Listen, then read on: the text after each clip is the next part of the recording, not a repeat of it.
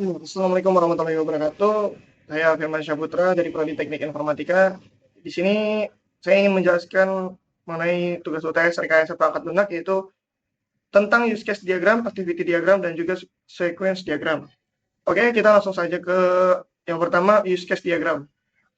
Nah, di sini saya membuat sistem request pembelian barang di suatu perusahaan. Oke, di sini menjelaskan ada 3 user, yaitu karyawan, leader, dan juga admin purchasing. Dan di sini melakukan use case diagramnya di dalam portal perusahaan. Oke. Yang pertama, karyawan. Karyawan melakukan login portal. Di sini ikut memasukkan ID karyawan. Untuk sementara di portal perusahaan ini portal karyawan ini masih menggunakan ID karyawan karena tiap karyawan memiliki ID yang berbeda-beda. Selanjutnya, melakukan login portal setelah mengajukan pembelian barang, yaitu berupa mengisi form pembelian barang. Nah, selanjutnya melakukan logout. Nah, setelah itu ada use case dari leader. Leader menerima pengajuan pembelian barang yang diajukan oleh karyawan. Selanjutnya, leader menyetujui dan juga menolak permintaan. Menyetujui dan juga menolak permintaan yang diajukan oleh karyawan. Apabila permintaannya disetujui, maka sistem perusahaan akan meneruskan ke admin purchasing, yaitu admin purchasing menerima pengajuan yang disetujui oleh leader. Selanjutnya, admin purchasing akan melakukan pembelian barang. Oke, kita lanjut ke activity diagram.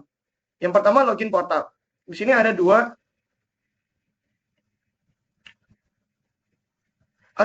yang terlibat, yaitu karyawan dan juga sistem perusahaan. Oke, yang pertama kita mulai. Di sini karyawan melakukan login portal. Selanjutnya dia memasukkan ID karyawan. Sistem perusahaan yang di portal akan memvalidasi ID karyawan tersebut. Apabila ID-nya valid, akan menampilkan form pengajuan pembelian barang. Jika tidak, keluar portal, maka kembali lagi ke portal. Nah, activity-nya selesai. Selanjutnya kita ke activity yang kedua. Activity kedua yaitu pengisian form permintaan. Lanjut dari tadi, yang dimana kalau validasi ID karyawannya berhasil, akan menampilkan form pengajuan pembelian barang. Nah, setelah menampilkan pengajuan form, karyawan mengisi permintaan pembelian barang. Ketika setelah mengisi, sistem perusahaan portal menyimpan data dan mengirim laporan ke leader. Setelah itu, dia meneruskan. Apabila leader sudah menerima dan menyetujui, sistem perusahaan portal akan menerima laporannya secara otomatis. Untuk formnya itu disetujui atau ditolak. Jadi, untuk sistem perusahaannya akan meneruskan laporannya ke portal karyawan. Nah, terakhir karyawan akan menerima laporan yang dari sistem. Menerima laporan secara otomatis dari sistem, pengajuan permintaan pembelian barangnya diterima atau ditolak oleh leader. Akhirnya selesai. Selanjutnya, activity diagram yang melibatkan leader dan juga sistem perusahaan, yaitu portal, menyetujui dan juga menolak permintaan. Nah, setelah tadi diteruskan form pengajuannya oleh sistem perusahaan, leader menerima form pengajuan. Nah, di sini dia ada decision, ada dua, menyetujui dan juga menolak. Apabila dia menolak permintaan, sistem perusahaan akan menuliskan langsung laporan ke portal karyawan kalau form pengajuannya ditolak. Nah, apabila leader menyetujui permintaan, akan meneruskan ke sistem perusahaan yang langsung meneruskan laporan ke admin purchasing. Nah, activity di sini selesai. Selanjutnya, activity diagram melakukan pembelian barang, melibatkan dua, admin purchasing dan juga, di sini belum saya tulis, admin purchasing dan juga sistem perusahaan, sama seperti sebelumnya. Nah, sistem perusahaan yang mengirim laporan disetujui, mengirim ke admin purchasing. Admin purchasing menerima permintaan, admin purchasing menerima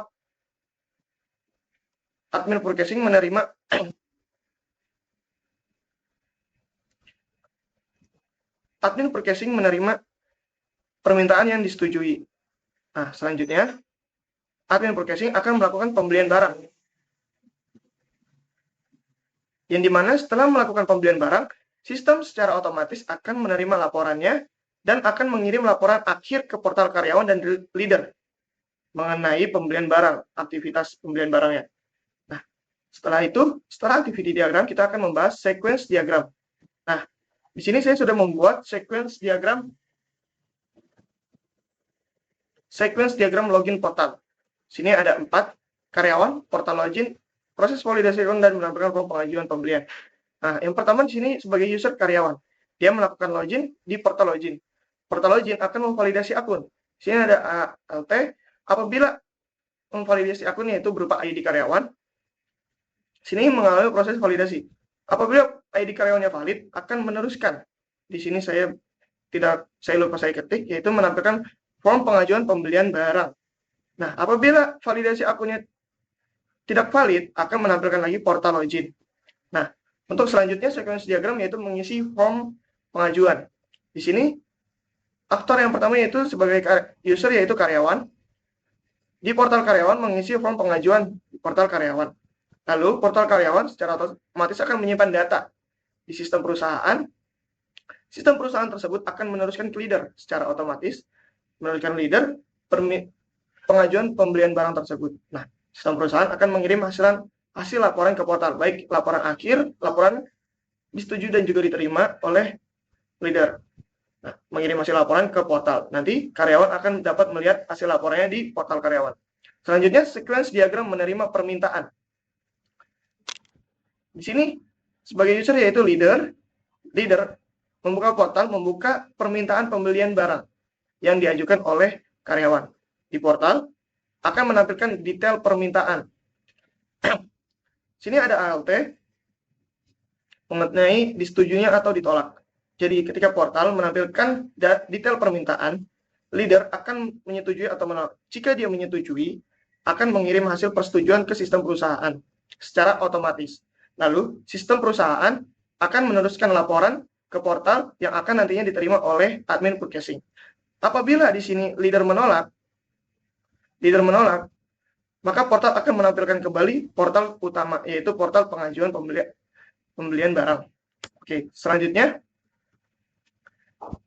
di sini yang terakhir yaitu sequence diagram pembelian barang. Di sini melibatkan admin purchasing sebagai user. Dia akan membuka daftar permintaan yang disetujui di portal. Dia akan membuka daftar permintaan disetujui oleh leader di portal. Lalu portal akan menampilkannya. Setelah itu dia akan melakukan pembelian barang yang dimana secara otomatis sistem perusahaan akan mendapatkan notifikasi tersebut, lalu sistem perusahaan akan mengirim laporan akhir ke portal karyawan, yang dimana laporan akhir ini dapat diakses oleh karyawan dan juga leader, dapat diterima oleh karyawan dan juga leader, sehingga mereka dapat memantau aktivitas mengenai pembelian barang yang sedang berlangsung. Oke. Nah, berikut demikian penjelasan dari saya mengenai use case diagram, activity diagram, dan sequence diagram dari saya. Kurang lebihnya saya mohon maaf, semoga dapat dimengerti. Wassalamualaikum warahmatullahi wabarakatuh.